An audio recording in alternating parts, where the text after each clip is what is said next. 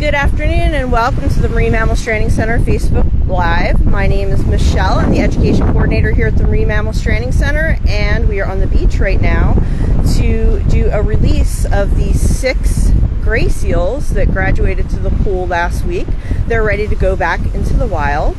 So I'm here with Jay right now, and Jay is going to begin releasing the seals one at a time. So a lot of people ask why we release the seals one at a time. We do this so that we could watch each seal's reaction and make sure that they start heading in the right direction. So this first seal that we're releasing on the end right there is the male from Island Beach State Park. He's been tagged with a flipper tag number 35.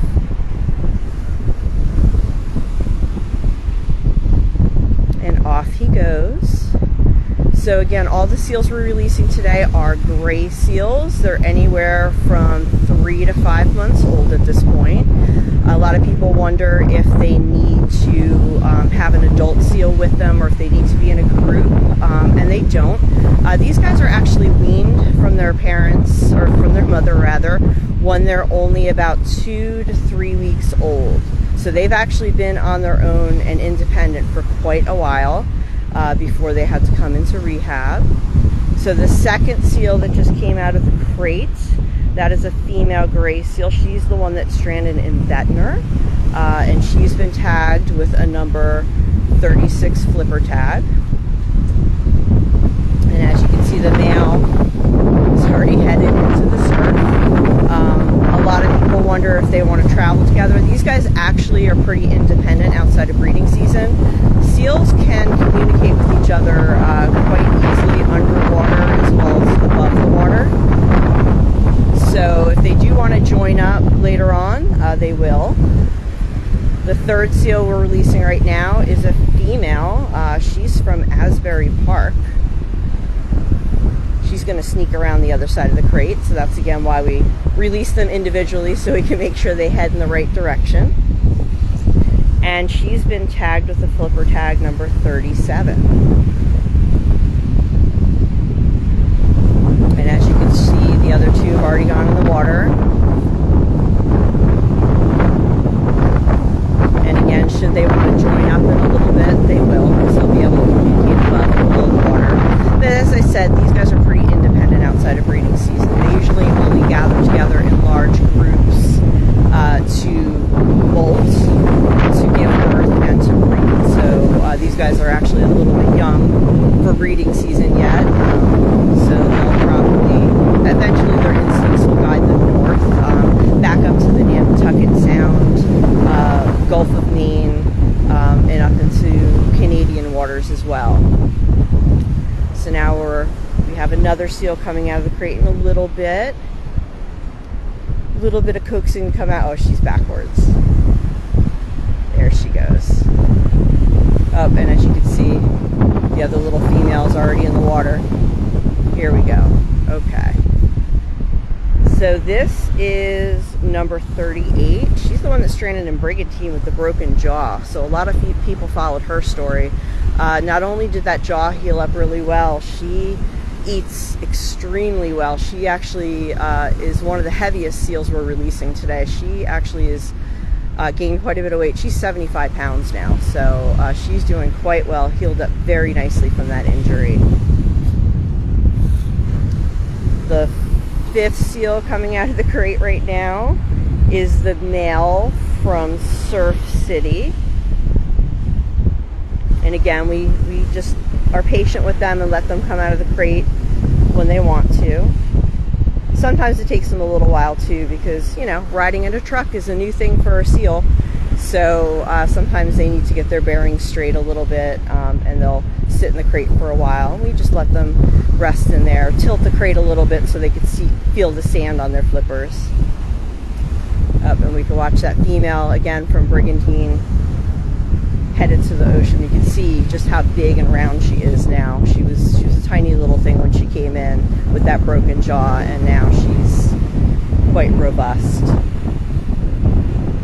It's actually a great day for seal release. There's no people around, so these seals can come out of the water if they want afterwards and take a nap should they want to.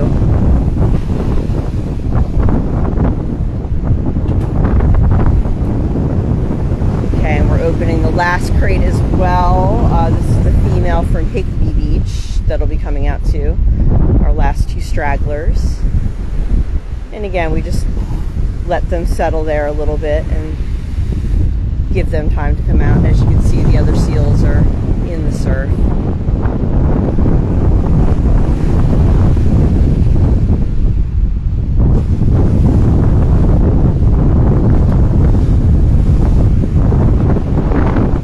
As you can see, the first couple seals, they took off. We've got two more in the surf here hanging out, waiting to see the other seals come out of the crate.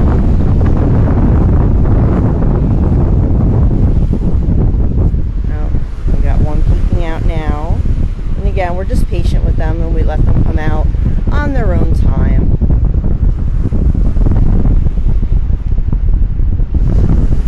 And you can see a little water coming from the crates. That's because when we transport them, we pack the bottom of the crates with ice and then a rubber mat, so it's nice and comfy for them, but the ice helps keep them cool on the long transport. We got one of the seals is popping back in the surf here. And here we go. Here's that female from Higbee Beach. She's a little sassy, as you can see. You might be able to hear her growling right now.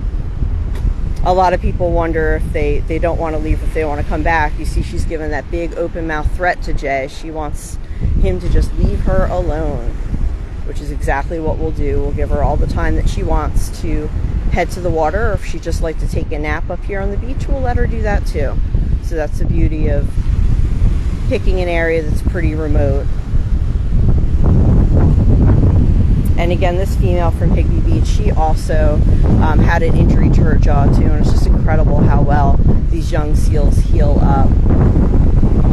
And as you can see, she's nice and round as well. She ate quite a bit while she was in rehabilitation too, and off she goes.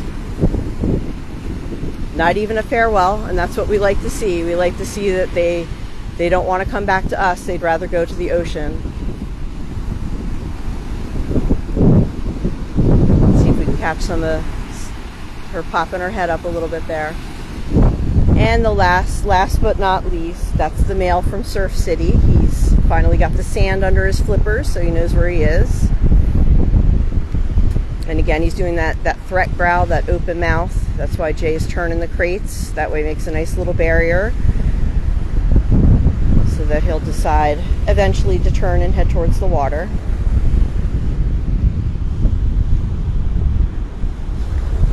And this little guy came in with some abrasions and wounds that healed up nicely as well.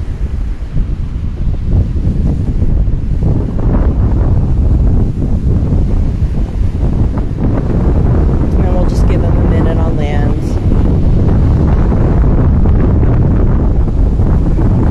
And as you can see, it's a pretty easy decision for them once they hear the ocean, smell the salt spray.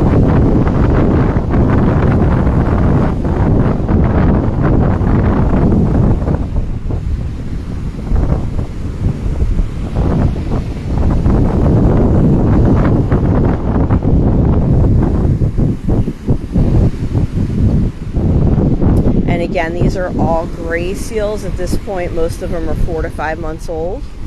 And again, seals don't travel in large family groups like dolphins or whales would. They're independent for the majority of the year and only come together for mating and breeding in large groups. And off he goes.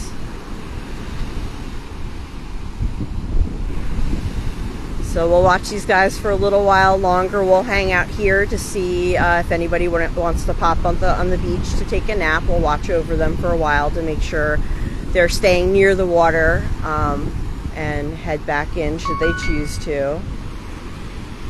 And I want to take this moment to thank all of our friends and all of our supporters. It takes a long way to get to this point. Most of these seals have been in our facility for 1.5 to 2 months recovering from their various illnesses and injuries. So we want to thank all of our supporters. The cost to rehabilitate each seal is about $3,000 a piece. So we really, truly, honestly couldn't do it without you.